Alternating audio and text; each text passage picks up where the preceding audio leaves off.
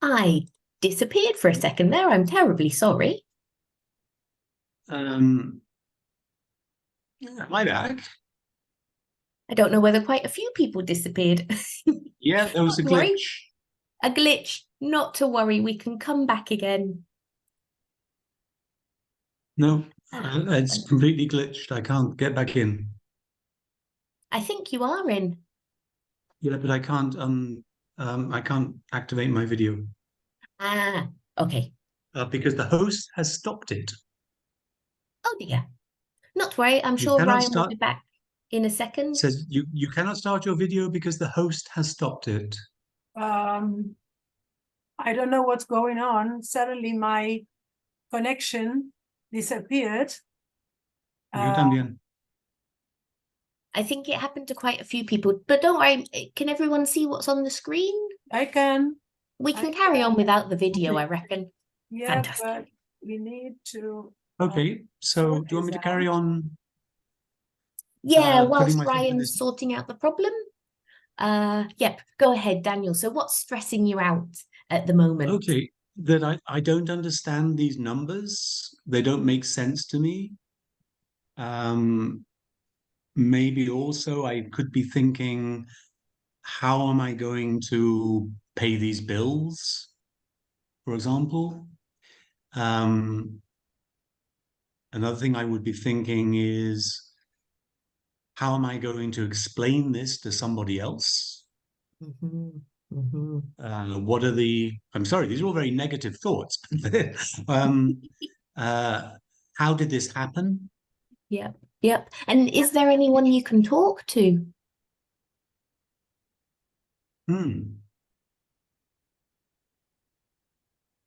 Are you asking me? As the man, yep, as the man in the picture, is there anyone you can talk to? I'm going to get some help from somebody who understands these things. Excellent. I better And get some help from somebody. Let's end on a slightly more positive. What do you normally do when you're feeling stressed out at work? What takes your mind off things? Going for a walk. Yep, fantastic. Yep, excellent. Well, thank you very much, Daniel, for helping out. And I'm sorry we didn't have time to kind of get more questions in the chat because of the glitch in the matrix. But so the idea of this activity is that you show the students a picture and get them to imagine questions. And a reason that I really like this activity as well is because, particularly for our Spanish speakers, they often struggle with question formation. They often don't use auxiliary verbs, or maybe they don't get the word order correct. So this is a really useful activity for helping to practice that as well. And it's true that Daniel said, you know, this is all quite negative, but I did pick a negative picture on purpose because we've been talking a lot recently in ELT about how course books perhaps don't always represent real life. In course books, people tend to be happy, they tend to be enjoying their work. And so I think sometimes using images from other sources, we can give our students a much more realistic view of the world as well.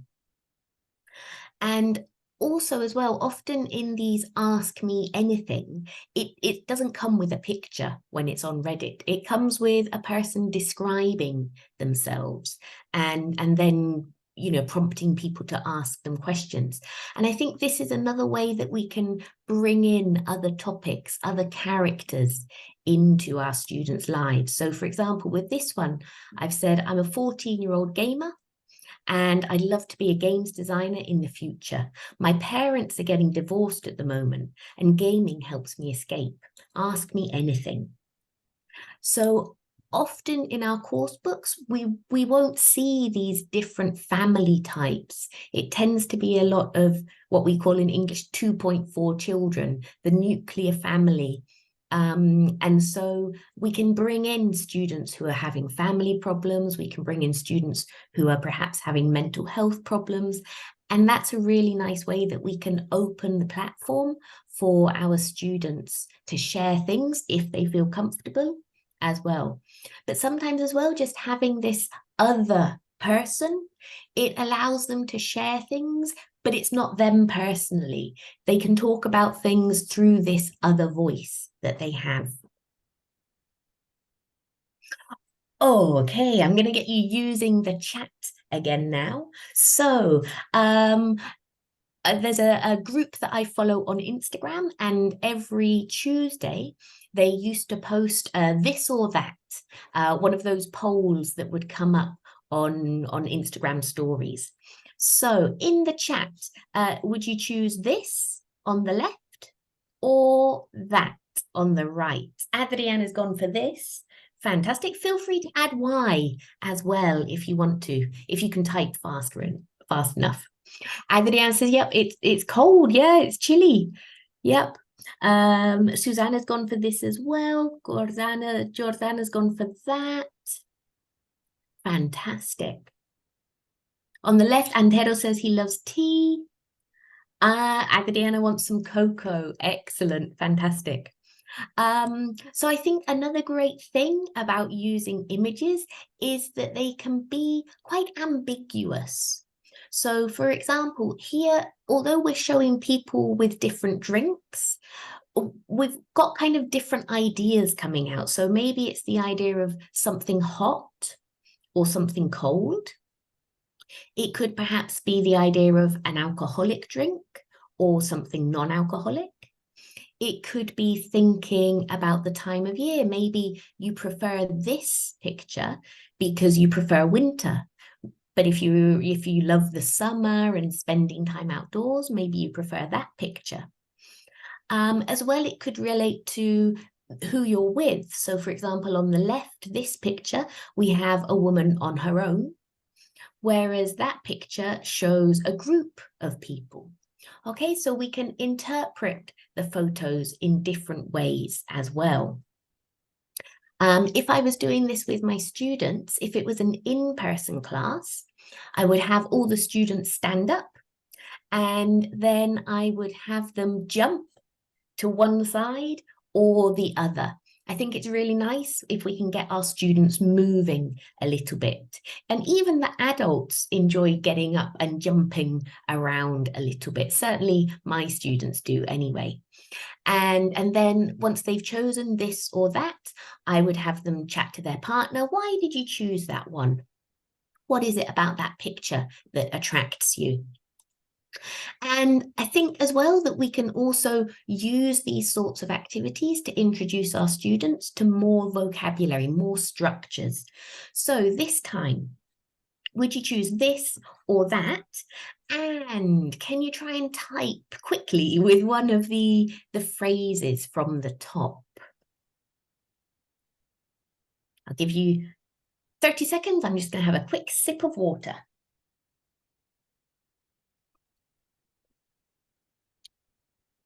Okay, so Adriana says this, I'm more keen on picnics. Excellent. Fantastic. And I think again here as well, we can look at the pictures in different ways. It could be the style of food. It could be the location. It could be perhaps who you're with as well. Excellent. Arriba says, I don't prefer junk food. I would go for fruit. Nice. Yep.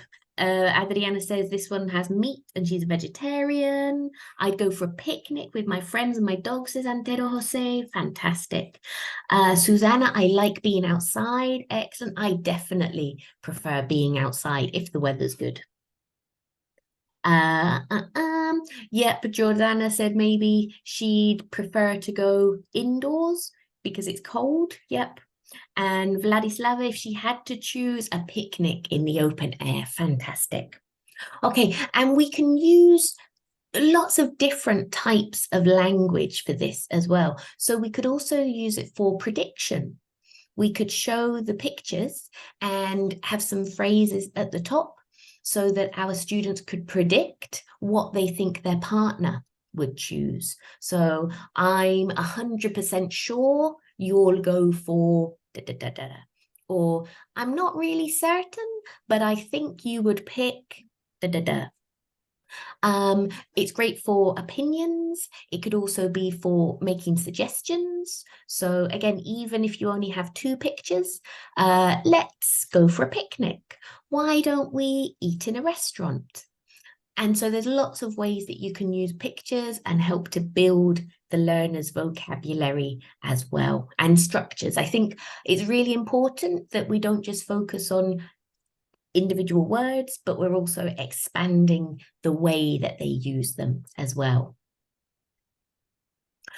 Okay, so this is one of my absolute favorite activities ever. It's called Definitely Maybe. And in a minute, I'm going to describe this picture. But before I do, I'd like you to grab a piece of paper, not the chat box, because I don't want to see your answers. On a piece of paper, write 5 words you think I'm definitely going to say about this picture, and 5 words you think maybe I'll say about this picture.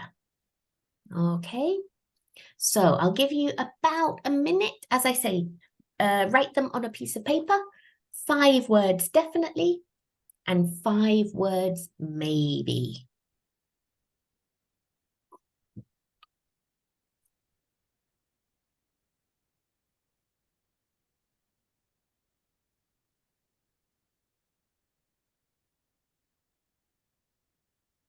I know you can't see me, but I'm still here.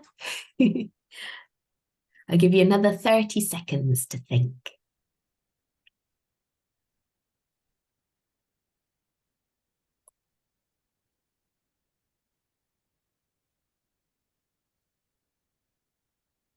Probably about another 10 seconds now.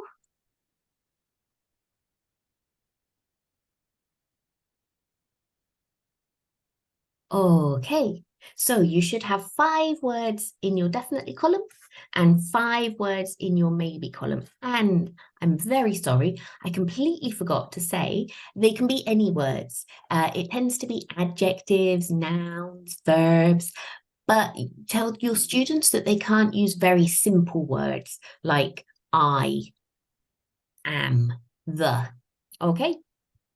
So now, whilst I'm describing the picture, I want you to tick any of the words that I say, okay? You only need to tick them once, even if I repeat them a number of times, and any form of the word is fine. So for example, if you wrote down sun and I say sunny or sunshine, that's absolutely fine. Okay, so everybody ready to listen and tick. So this is a picture of a rose bush that I have on my terrace. And as you can see, there are some beautiful flowers, beautiful roses there. And it was actually a gift from some friends when I left our local teachers association. And I left the association maybe 7 years ago, but it continues to bloom, and it always makes me happy when I see the flowers and when I smell them, because I have really happy memories of my time with that group of people. So the rose bush sits on the terrace and I can see it through the window. And obviously you can see in the background there's a lizard mural painted on the wall. And there's also in the top left a lemon tree, which unfortunately died. It got some sort of insect on it and it didn't survive. So I'm a little sad about that, but my roses always make me happy. Okay, so now you get to count up your points. So for every tick in the definitely column, you get 2 points. And for every tick in the maybe column, you get 1 point. So you've got a possible maximum of 15 points. Adriana got 6, fantastic. Great work. Daniel 2, no worries. 4 for Jordana. 6 for Antero Jose, 7 Martina, excellent. keep those numbers coming in. So a couple of reasons that I absolutely love this activity. First of all, one student is talking. So normally I would model the activity first, as I just did, and then I would ask another student to prepare something. Jelena got up to 9. Wow, amazing. So whilst all the other students are writing their predictions, that gives that student time to think and time to start planning, preparing their answer, which I think is really useful for them as well. And then when they're speaking, all of the other students in the class are listening. And they're listening really intently. Yep, Adriana, they have to pay attention to what people are saying. Exactly. So often our students don't really listen to each other. And so this activity really helps to combat that. And there's another thing that you can do as well. So after the student finishes speaking, you could have an extra stage where everyone can ask a question to try to elicit one of the words that they're missing.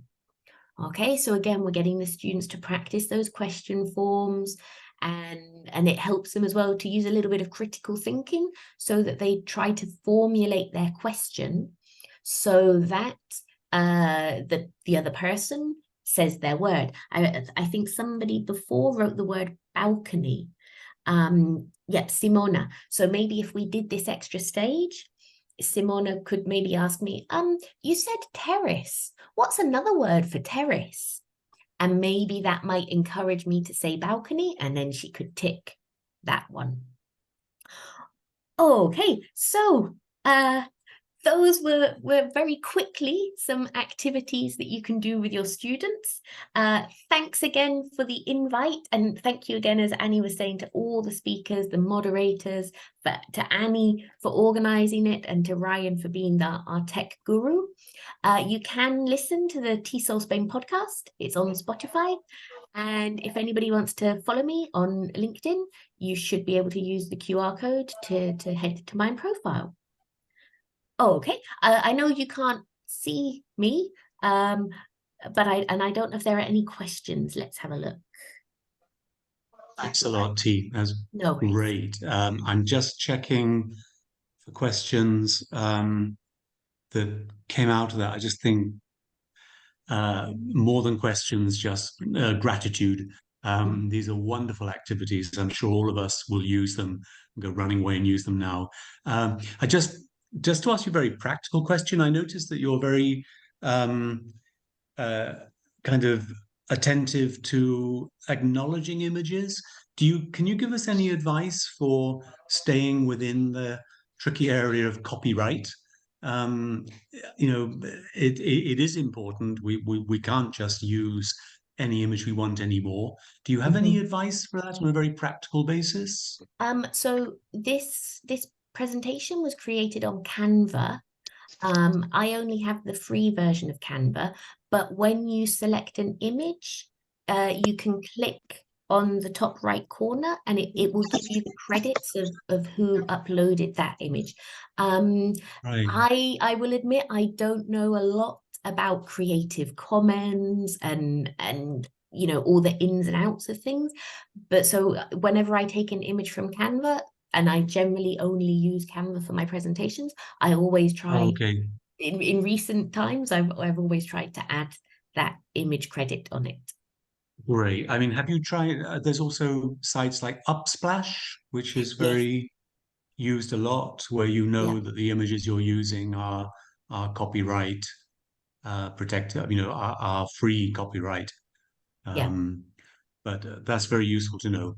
There are some great ones. Lot. Upsplash, Pixabay has free ones as well. So I don't know if anybody else wants to ask Tia a question about her activities, or any other points you wanted to raise related to that. No. Well, thank you very, very much, T. It's been great. And thanks for rounding off a wonderful day with a wonderful talk. Thanks everyone for coming and for staying and for participating as well. Thank you, T. I don't know what happened with this with this thing. I am tempted to go out and come in again and see if I can make any change. But on the other hand, I'm afraid I'm going to be left outside the Zoom room. So I don't know. Anyway, thank you so much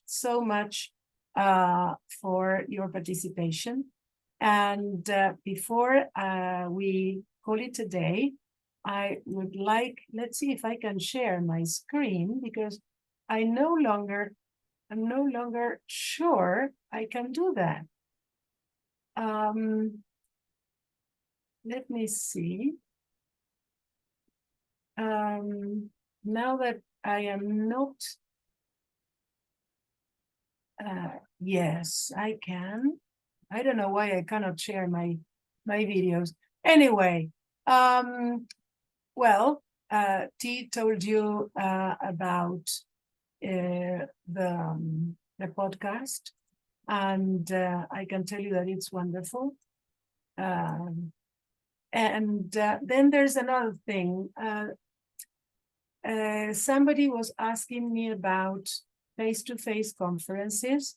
I would like to remind you that TESOL-SPAIN is going to be hosting its 47th annual convention, Filling the Gaps, March 2024, from the 8th to the 10th of March next year, in the beautiful city of Cáceres, at the Teacher Training College of the University of Extremadura.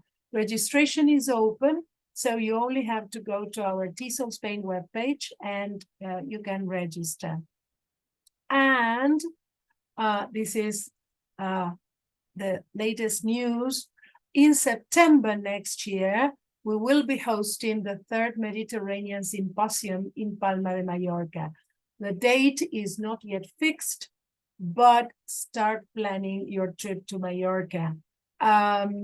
This is going to be the 3rd edition. The 1st edition was last year, and it was held in Crete, in the city, beautiful city of Chania, and it was hosted by TESOL Greece.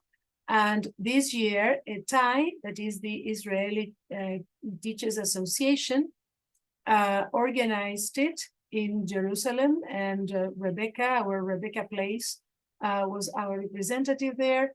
And in 2024, TESOL-SPAIN will be hosting it in Palma de Mallorca. So keep an eye on our social media and website. So thank you so much to the speakers, to the teachers associations, to the monitors. I mean, I couldn't have possibly organized all this without you. Thank you, Ryan, our tech person. He's our guru, our savior for all technology. And thank you all, sorry. Thank you all participants for being with us. For some of you, it's really very late. I really thank you from the bottom of my heart. And let's hope we have a 4th edition. Yes, and maybe somebody else can host it. Okay, so let's call it a day. Thank you very, very much, everybody. And have a lovely rest of the weekend. Bye.